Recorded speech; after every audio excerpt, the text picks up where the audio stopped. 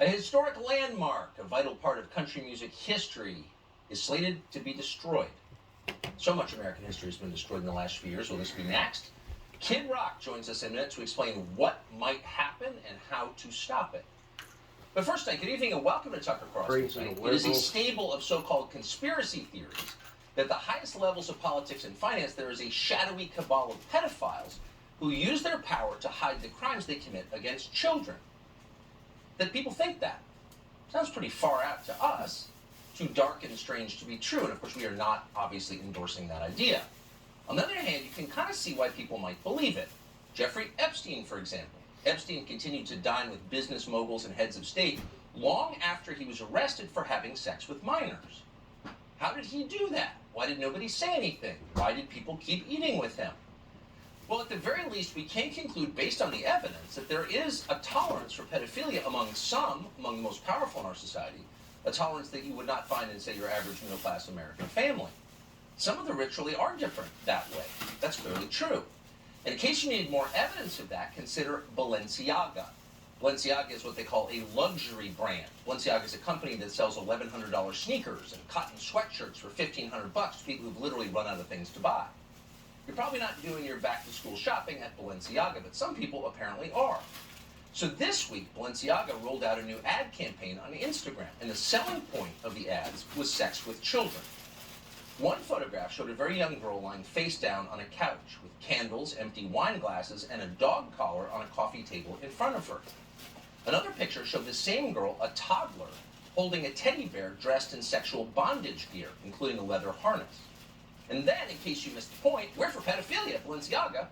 Another picture made it explicit.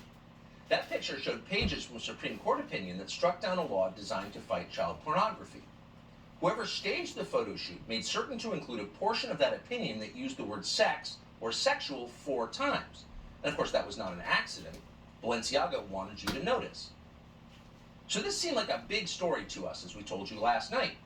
Here you have a major international retail brand promoting kiddie porn and sex with children, and not promoting it subtly, but right out in the open. No healthy society can tolerate that, and in fact, none ever have tolerated it. There's never been a time in American history where pedophilia was considered anything other than the worst thing, the most horrifying crime imaginable. Pedophiles famously get killed in prison because even murderers consider them immoral. That's how out of bounds it is and has always been to sexualize children. It's totally unacceptable. But apparently, it's not unacceptable anymore. Academics have redefined child molesters as minor attracted persons, and the point, of course, is to send the message that actually it's not that big a deal. It's just a different kind of love.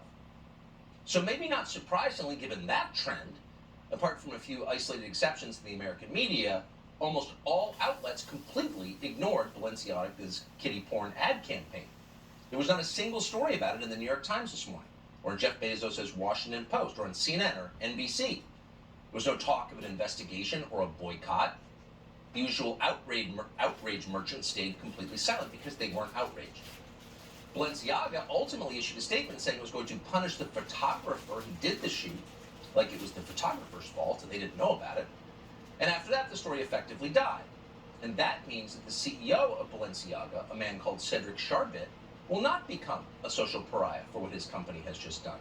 He will continue, just as Jeffrey Epstein continued, to enjoy his busy social life totally unpenalized with his many fabulous celebrity friends. Here he is, for example, with the mayor of New York City, Eric Adams, who looks very excited to be with him. Now, we found that picture, by the way, in less than a minute online. Yet, as far as we know, apart from us on this show, no one has asked Eric Adams about it, and it's likely that nobody ever will. And the reason is simple. The media have no interest in covering the sexualization of children.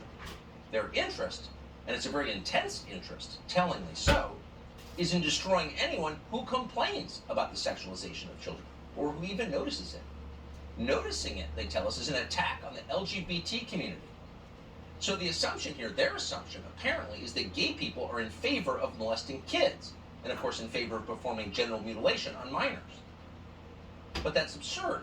No normal person is for this, gay or not.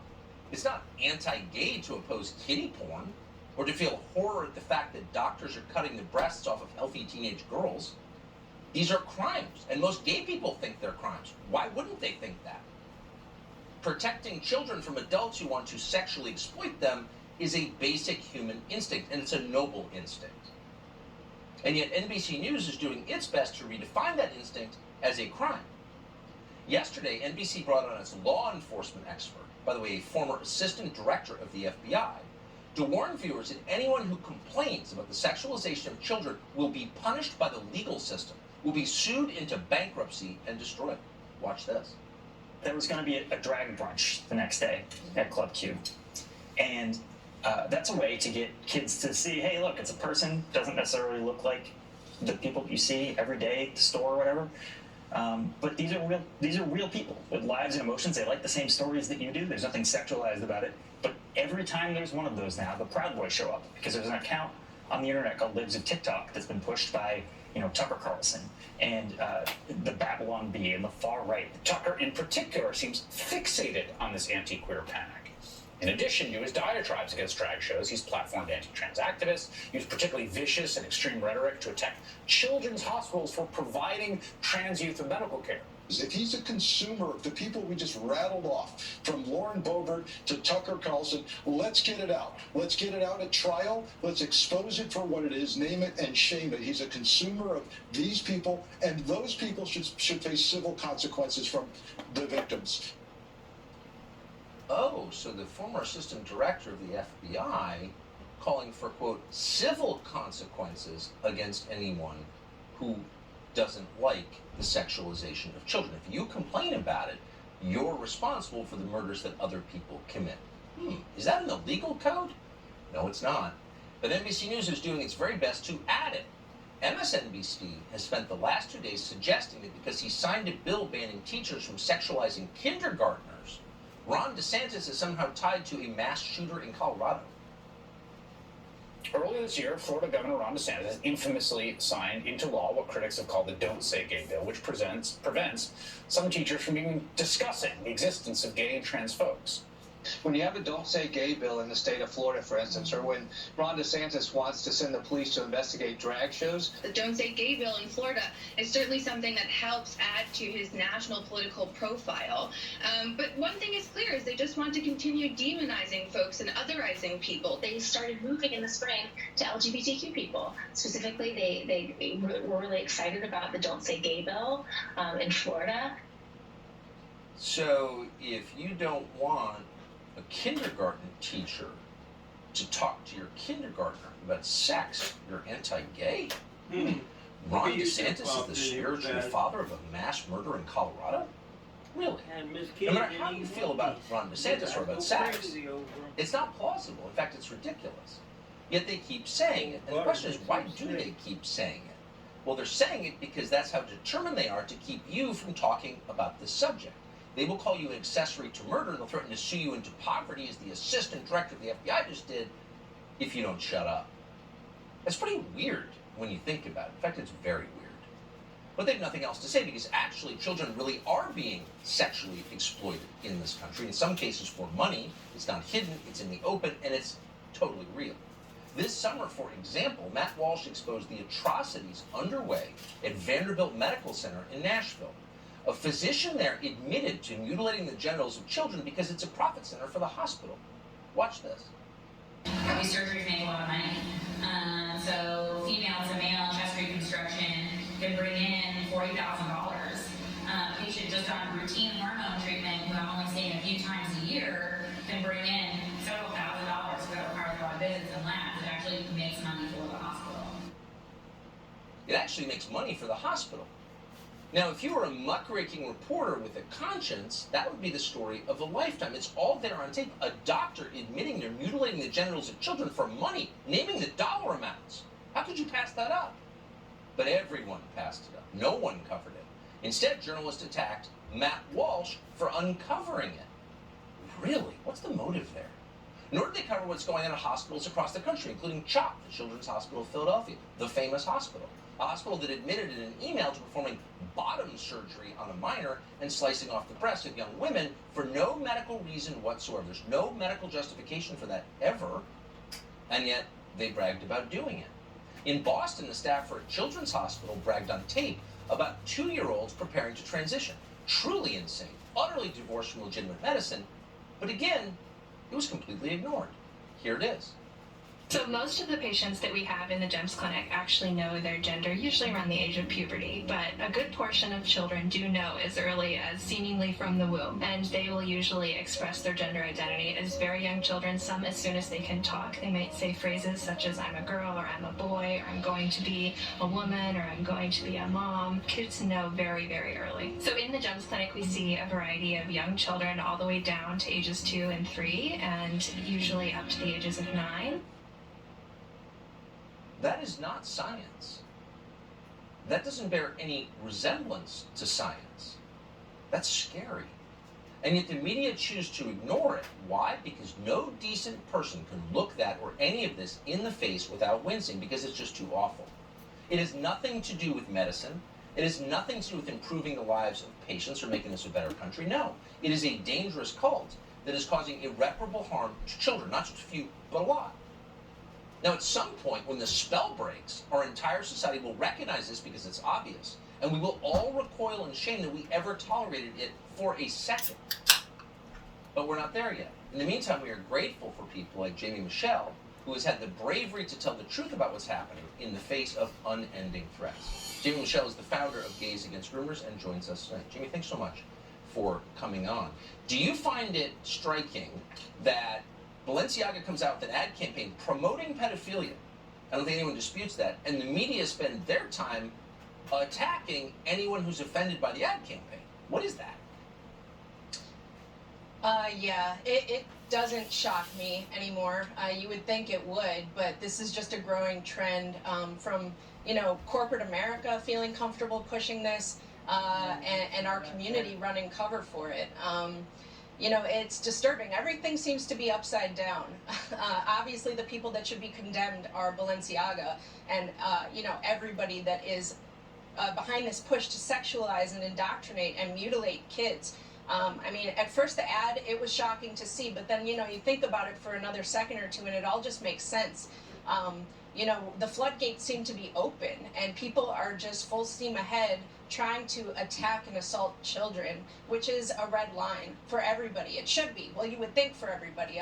For the majority of people it is. And that's why, there is such a strong visceral reaction coming out against it, just as much as there is in support of it. And I do love that you're saying, and I appreciate you for saying that not all of us in the gay community support this. It's actually quite the opposite. There's the fringe minority within our community that does, but they are so loud because they have the backing of every powerful institution in this country, as we're seeing. And we're doing everything we can to stop it. But this is being justified in your name. You run a group called Gays Against Groomers. You watch television. Anyone who says a word is anti-gay, as if all gays are in favor of this. The implication is you're in favor of kiddie porn or sexualizing kids. That seems like a slur to me. It is, and that's really, really upsetting to see because it's actually doing more harm to us. I want to be very clear that being anti-groomer and anti-child sexualization and mutilation is not anti-gay. It's not anti-LGBTQ. What is anti-LGBTQ, though? Right. It shouldn't have to be said. But what is anti-LGBTQ that these people need to understand, and what is putting our community in great danger, is claiming that all of us support this and just associating all of us with this. Saying that groomer is an anti-LGBTQ slur. That is doing irreparable damage to us as a whole, and it's putting a really large target on our backs. And unfortunately, the tragedy that happened in Colorado Springs the other night, it was expected and predictable. We all, within Gays Against Groomers, saw this coming from a mile away, and sadly, I don't think it's going to stop until we end this evil agenda that is attacking children. And I really hope that people, hear me and hear what we're saying, that this is really hurting us. And it's, our Gays Against Groomers, our priority is to protect children. But we also are here to protect ourselves and defend ourselves, because what is happening, what's being done in our name, is putting us all in danger. No kidding. I think you're exactly right. I think it's obvious. Jamie Michelle, I appreciate you coming on tonight. Thank you. Thank you. So what exactly is all of this about, big picture? Why would anyone defend this kind of behavior? Many are defending it, make no mistake. They're absolutely defending it, explicitly defending it. Candace Owens is the host of the Candace Owens Show, and she joins us now. Candace, Some warped people there are a lot of things with a lot of that go power on and money. That, we and the disagree with, I media. disagree with, or whatever. But I never thought this is a line that anyone would even consider Evil. crossing, at least in public, and people are crossing it in a big way. Why? Sadly, I expected this, and I've been speaking out on this for a long time. I have been adamantly and strongly and loudly opposed to the transgendered movement because it was so obvious that this was the next step. The normalization of pedophilia, the normalization of child porn, pretending that it's just a sexual preference. That's what happens when you add a whole bunch of letters to LBG. This is where you're going to end up. And I want to speak first and foremost. You said a word that it's scary. You're correct. I'm a parent to 2 young children. This is scary. There are mothers and fathers watching this program right now who are terrified because they're scared when they drop their kids off at school. They're not at the gates anymore. They're in the classrooms. There are groomers that are in the classroom that condone this sort of stuff. Half of them are on TikTok openly talking about it, calling them their kids, thinking that parents should have no say in what their children are being taught. Children are being taught that it's okay for them to mutilate their own bodies in just pursuit to some leftist ideology that's never going to occur. Parents are fearful. You can't just leave the TV on anymore. That's what it's like being a parent. You can't trust that a child program can be left on in the background. It's not going to attempt to indoctrinate your child and to make them think that this overt sexualization is normal. That's a scary thing. Maybe even more frightening, Tucker, is that, like you said, the many celebrities and many people that have platforms, these weird people that are in executive boardrooms that are focused on children in this perverse way, are silent right now. They weren't so silent about Kyrie Irving. He got a list of 6 steps that he had to complete. Balenciaga just gets to say sorry and that's it. They weren't very. Are they going to have to meet with the ADL, Tucker? Are they going to lose $1 billion in a day, Tucker? Are we going to see celebrities take a stand on something that is incredibly important, as incredibly important as child pornography? I'm waiting. The silence is quite deafening, as the left likes to say. It is. It does illustrate their priorities fairly nicely, I would say. Hillary Candace Owens, great to see Clinton you. says it takes a village to raise a child. Thank you. So one of the biggest financial stories, really, of the past 20 years is the collapse of a cryptocurrency exchange called FTX. Really a company whose tentacles touched every part of our political class on the Democratic side. Now, you're being told that the collapse came out of the blue. No one could have seen it coming. Oh, but that's not true. One man saw it very clearly. Very clearly. The most prescient assessment of FTX there was, and this man tried to warn lawmakers. They did it on tape. He joins us next. Plus, a piece of American history, of country music history, could soon be torn down. A lot of American history has been demolished recently. Kid Rock wants to end it here and save this piece of our history. He joins us next to explain. Meantime, they use this guy to fund their campaigns to get all these Democrats voted in. Crummy, no good suckers. Well, for the last several years, pretty much every investment bank and business journalist in the United States has joined in the ongoing orgy of praise for a man called Sam Bankman-Fried, the head of the crypto exchange FTX. Somehow no one noticed that he was basically a child wearing shorts who played video games during interviews and didn't seem to understand how his company was making money. But they lauded him as the world's first future trillionaire. They all fell for it. Well, not all. But very few didn't. They saw right through it. Elon Musk, for example, said he took one look at Bankman-Fried and his BS detector went off. And then, in much greater length and depth, last March, Of course, they the didn't CEO like of those CME people. Group, a man called Terry Duffy, met with Sam Bankman-Fried. And during that meeting, Duffy did what pretty much nobody else did, maybe nobody else at all ever did. He called Sam Bankman-Fried a, quote, absolute fraud to his face, which of course he turned out to be. Then in May, Terry Duffy kept going. He tried to warn Congress about FTX and Sam Bankman-Fried. Here's what happened. Yeah.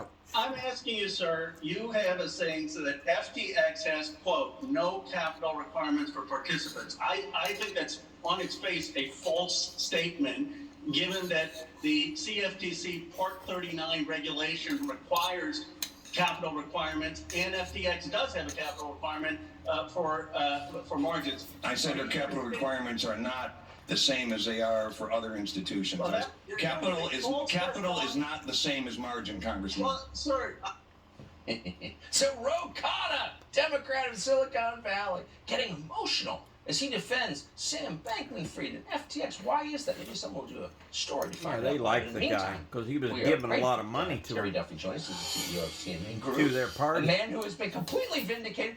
Why do you, and thank you so much for coming on tonight. Why do you, and by the way, I should recommend to our viewers, there's a whole lot of tape that we don't have time to play of you making this case at great length on the internet, and it's worth watching. But why do you think you're one of the only people to get this right? I don't know, Tucker. It's a great question, but I appreciate you having me on. I appreciate you playing that piece with the genius from California that telling me how crypto markets work and the difference between capital. What I was referring to is excess margin, which CME holds over $200 billion, where FTX was having regulatory capital, which is absolutely nothing. So he didn't know the difference between regulatory capital and margin capital, so it made me laugh. But, really dismissive when it comes to a guy like that. So I don't know why people didn't see it, Tucker. I said to my team, I said, this is not about crypto, Tucker. This is about him trying to change the world so he can list every single product under the scam that he was trying to do with crypto. The crypto is so small, but if he could deploy his model in the U.S. Treasury market, in the U.S. agricultural market, can you imagine the damage this human being could have done to our country and the world? And people literally... And the liberals were just going to let it ride. A blind eye to it. When you look at the people that were with him, Tucker, Mark Weidman, the former head of the CFTC, the chairman, he's walking around with this guy as his, baggage handler and giving him credibility. The former counsel for the CFTC became his general counsel at FTX.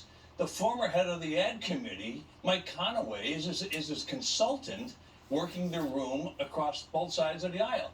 It's absolutely an embarrassment what went on here, and nobody bothered to look at it. I said he could lose 85% of his value in a single day, Tucker. I said that in congressional testimony. I did not know how right I would be in such a short period of time. It was a completely fraught proposal, what he was doing. I knew he was a fraud the day I met him. Second largest donor. It was quite easy to pick out. Well, so you assessed his character and his vibe because you met with him in person, but you also assessed the fundamentals of his company as someone involved in business would. Why did none of the regulators do that? Where was Gary Gensler? Well, I don't know where Gary Gensler was, but my regulator at the CFTC, I asked them, why in the world are you invoking the Commodity Exchange Act, Section 5, Paragraph B, which says the commission will entertain innovation. It also says in that same part of the act that you will protect market under surveillance and everything else to protect the consumers that are using those markets. They were using that. I want to know, was there pressure put on the agency from politicians or not? And there's hearings coming up. I hope someone has the courage the fact he was giving to take them on money. the commissioner of the CFTC and others and ask them why they were trying to put a round hole in a square peg. They should have dismissed his proposal out of hand. Instead, them get elected. I was forced to go into Congress, get berated by people that don't know what they're talking about, and I told them what could potentially happen. And again, it did happen. Amazing. I just want to recommend again to our viewers, Terry Duffy is the name of our current guest, and if you want a happy evening, look up his assessment of FTX. It's just amazing. I appreciate your coming on, Terry Duffy. Thank you. Tucker, you're the best. Thank you, sir. Thank you. We've lost an awful lot of American history in the last years. Monuments, statues, customs. When you lose your history, you lose your country because a country's history is the country. So that effort continues at pace. Now an effort to destroy a piece of American culture and country music history. And Kid Rock has decided, no, we've had enough. He joins us next with details.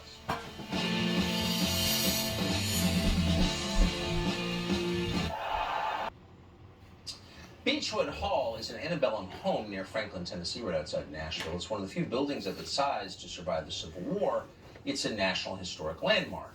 In the 1950s, country music legend Hank Williams bought Beechwood Hall. More recently, country music stars Faith Hill and Tim McGraw lived there. Last year, a fund manager from California called Larry Keel bought the property.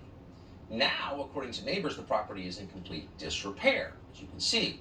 And a nonprofit that oversees historic preservation, called the Heritage Foundation of Williamson County, is suggesting that Beechwood Hall could soon be demolished. Wow. Keel, and we're not alleging anything here, just noting, happens to be a major donor to that nonprofit. So the question is, how much American history do you have to lose before you lose the country itself? In the last years, we've lost statues and monuments and our customs. So tearing down Hank Williams' house, an antebellum house, would constitute not just an assault on the soul of country music, a distinctly American art form, it would be an attack on the country itself. And maybe we've had enough. Maybe no more. Kid Rock, appears to feel that way. He is, of course, a country music legend, lives in Nashville, joins us tonight. Kid Rock, thanks so much for coming on. So you have your own house. Why are you interested in this house and what happens to it? I think, like so many other people in this country, we're sick of seeing history tore to the ground, whether it be in the form of monuments, statues, and now something so important here in Nashville, like the former home of Hank Williams, Beechwood Hall. I also might note it was also the former home of Tim McGraw and Faith Hill. Where does this end? We kind of all knew that from the beginning once this fiasco started, that it was never going to end. And now we kind of feel like we're under an invasion from the state of California, which we understand in a lot of ways. I have a lot of friends here that come from these spots, California, New York City. And this is kind of a house because, we feel that a lot of people say it and they say it under their breath, but they're scared to say it out loud. So once again, I'll be the guy. They come here leaving these woke policies from these cities, for better schools, lower taxes, lower crime. And you've talked about a million times. And we kind of tell them, leave your effing politics at the state. This is what you're coming. And this is just one more example of somebody from California who, as I understood, gave a handshake to people in the community and through this foundation that he's a donor for. And now he basically seems like another avenue to tear it down. And I don't think there's anything more important in country music, if not American music, than Hank Williams. Yeah. The greatest songwriter of all times. And I think great songwriters would be in agreement. So can I just ask, we don't know the motive and we don't have this man on the show tonight, but why would you move to a new place and then want to tear down its history? Doesn't that seem kind of a weird thing to do? That's the way liberals are. They don't like where they're at. Yeah, we call them dumb liberals. Yeah. They don't like where they're at. They move to a conservative state and then they want to run it. I think that's fair. That's fair. That says it all. So this Hank Williams is if there's an icon in Nashville, it's Hank Williams. Okay. So is Nashville right? Exactly. And this was his former property. So as a community, is Nashville rising up against this to preserve this historic property? Are you the only one?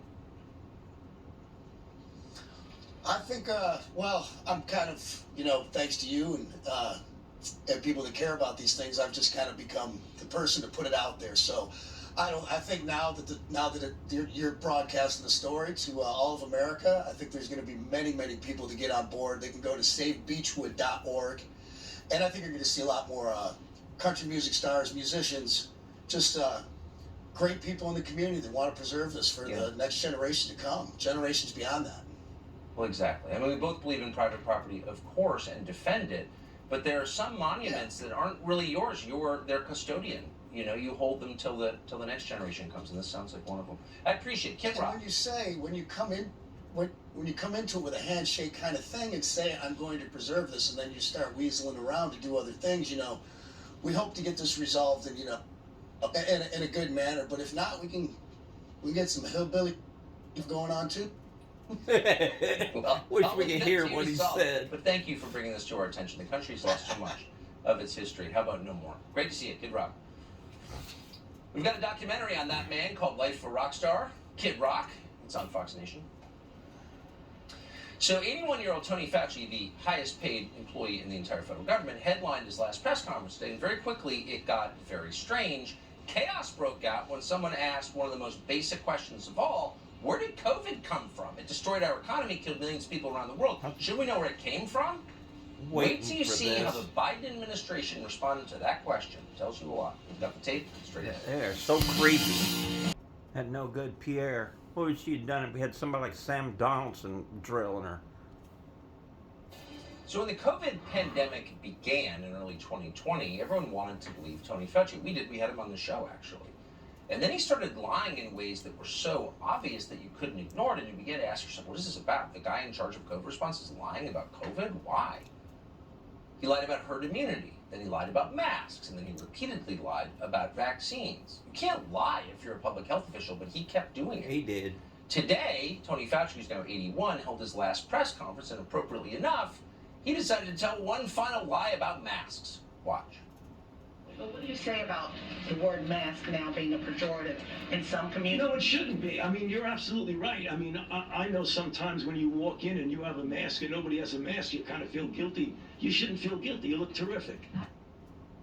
That's the question from the press corps? What do you say about the word mask becoming a pejorative? What? That's media coverage? That's embarrassing.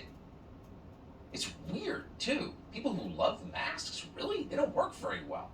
Everyone knows that. The science shows that. But for some reason, Tony Fauci is still pretending it makes sense to wear a mask.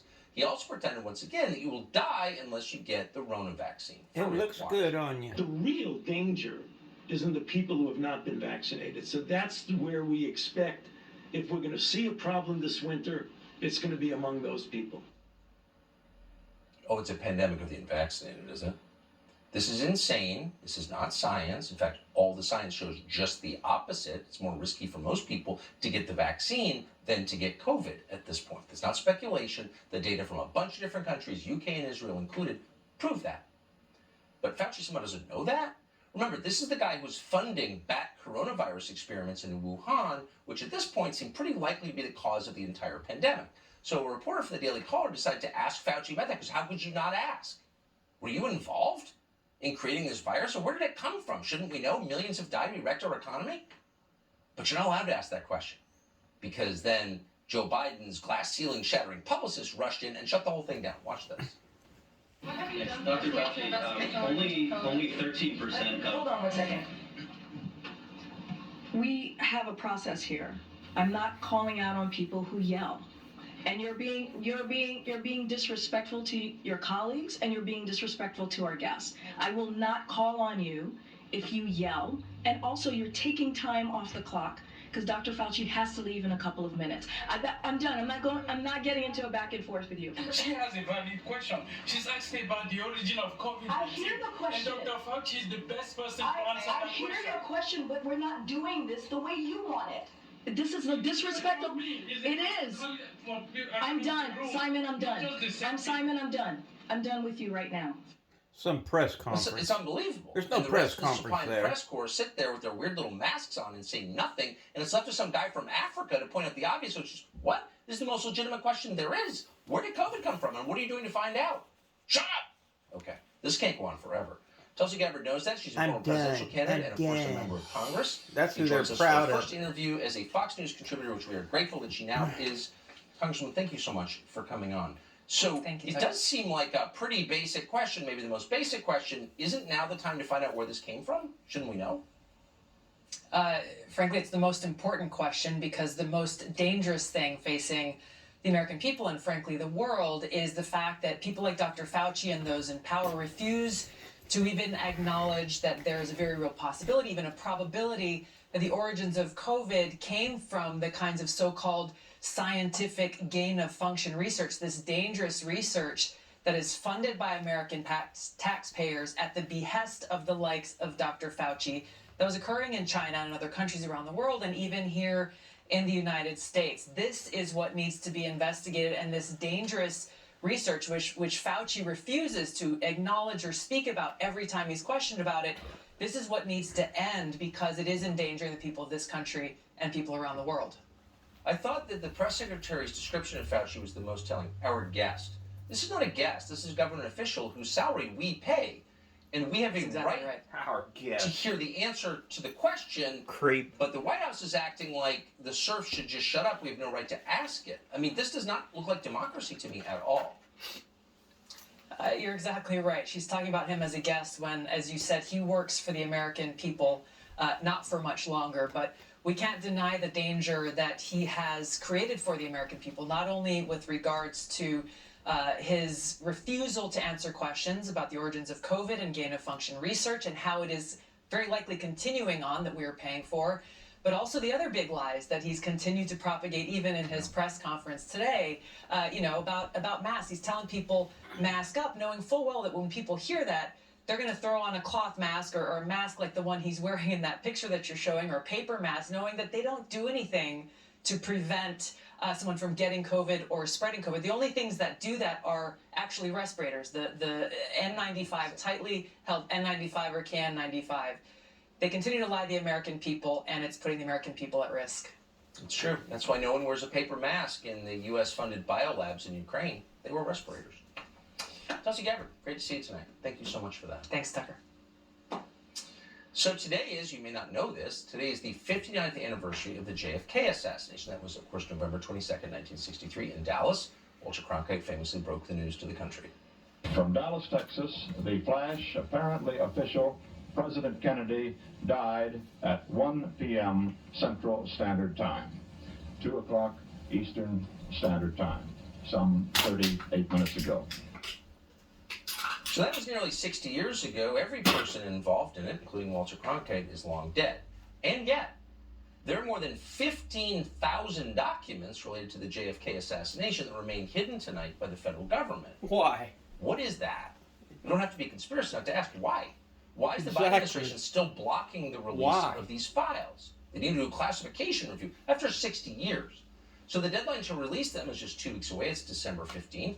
Joe Posner has written an exhaustive book on this topic, the Kennedy assassination. He's written many other books. He joins us tonight. Joe, thanks so much for coming on. So, good to be with why? Now, you wrote a book saying you believe essentially the Warren Commission was pretty accurate in its description. You're deeply versed in the story.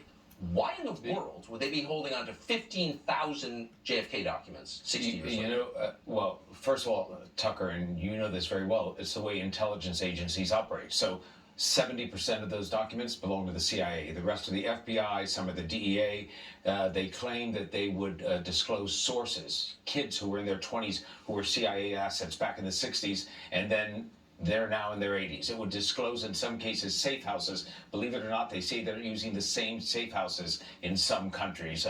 The DEA doesn't want the names disclosed of confidential informants on big drug cases, and that would, wants to be examined because was the mob involved in killing Kennedy. So there are all types of reasons. But the real thing is what you said a moment ago, that Biden will make a decision in December.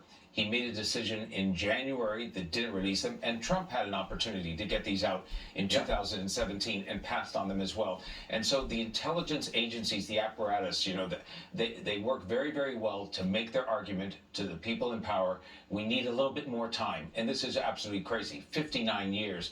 It's time for these files to be released in their entirety so researchers, historians, others, and the American people can see what's been so important to keep hidden. Maybe we need somebody in there besides Trump. You got to wonder about motive here. I mean, either the intel agencies were involved in Kennedy's killing, or they want you to think they were involved in Kennedy's killing, because why else would they do this? Well, one of the things is, there's a real question as to whether the CIA, the assassin, Lee Harvey Oswald, guess where he was? He wasn't in Dallas 3 weeks before the assassination. He was in Mexico City trying to get to Cuba, where he thought the real revolution was taking place. He had defected to the Soviet Union. He thought, the Russians, they ruined communism. I'm going to where the real deal is. That's in Havana. And he got turned down in Mexico City. So he comes back to America. And the question is whether the CIA, who was spying on the Cuban and the Soviet missions in Mexico City, whether they had tape recordings or pictures of Oswald, whether they heard him boast that he might actually try to do something against the president. That's been reported in the Cuban mission. And then when Oswald came back into the U.S. in early October, they didn't tell anyone. The CIA kept it a secret. They didn't tell the FBI. That would be very embarrassing and damning for them. Wouldn't be surprising. Remember, this is the agency, the CIA, that missed the Bay of Pigs. They missed the Tet Offensive. They missed what was going on in the Yom Kippur War in Israel. Then they missed the fact that the Iran is about to fall to the Ayatollah. They thought it was safe. They didn't know the Soviet Union was going to invade Afghanistan. They didn't know the Soviet Union was about to fall in 1991. They missed 9/11, and then they got it wrong in Iraq in 2003 about weapons of mass destruction. So why are we not surprised that they might get something wrong here on the assassination of a president in 1963 and not want us to know about it? Let's send them billions more on the black budget and let them interfere in elections. That seems like the black budget's only $56 billion right now, most of which we don't know what it goes for. It's the largest segment of money in the United States budget that's given away to a group, and they sort of decide how they're going to use it without any oversight. Seems pretty scary to me. And doesn't sound like a democracy. Obama had them messing with the election in Israel, trying to take down the conservatives. Speaking of secrets, the Paul Pelosi story has pretty much disappeared from the media. Whatever Paul Pelosi was doing that night, the incident did reveal a major problem in big cities in this country, and that, of course, is drug addiction, which fuels homelessness, which fuels crime. And in fact, at this stage, it's starting to unravel society. So there is one reporter in California who has been unblinkingly chronicling homelessness and what causes it. He's not a liar like everybody else. He joins us after the break. Both on environment and on homelessness, we're people that are they're radical leftists. They have a radical left-wing view, but they then go and position themselves with an identity as an advocate for the homeless or a climate change activist, right? Or, you know, a civil rights activist or something that then they use as a way to get legitimacy among the mainstream society, even while advancing goals that are totally anathema to really aimed at undermining the pillars of civilization. Michael Schellenberger, even better at an hour. It's on Fox Nation. We'll see you tomorrow night. All right, and Tucker, thank you. Hi, happy Thanksgiving to you, my friend. All right, welcome to Hannity. And tonight, Fauci's big farewell goes off the rails as Karine Jean-Pierre loses control of the White House press briefing. We're going to show you the lowlights. That's straight ahead tonight. Also, House Leader Kevin McCarthy is now calling for the DHS Secretary Mayorkas to resign after refusing to secure the southern border for 2 long years. And later, a story that will shock and disgust you, a new ad campaign from a fashion brand featuring kids holding teddy bears dressed in bondage gear. We have that full report coming up. But first, we turn to the great state of Georgia, where the all-important runoff is but 2 weeks away. And Joe Biden, Kamala Harris, they are missing in action, nowhere to be found. And as of now, they will not be attending any rallies or hitting the campaign trail in any way, because apparently the Biden administration, they are too toxic to voters in Georgia. But make no mistake, even if he doesn't step foot in Georgia, Joe Biden, he's definitely on the ballot, and any vote for Raphael Warnock is a vote of confidence for Joe Biden, a vote to rubber stamp his radical agenda, a vote for more inflation, high gas prices, violent crime, wide open border. You people in Georgia, you get to decide. A vote for one of the most radical far-left politicians in the country. And on the other hand, if Herschel Walker wins, the U.S. Senate will be split 50-50. In that scenario, who knows? You might have so-called moderate from West Virginia, Joe Manchin, be put on the hot seat. And by the way, they did, after he went along with the Inflation Increasing Act, his poll numbers have plummeted.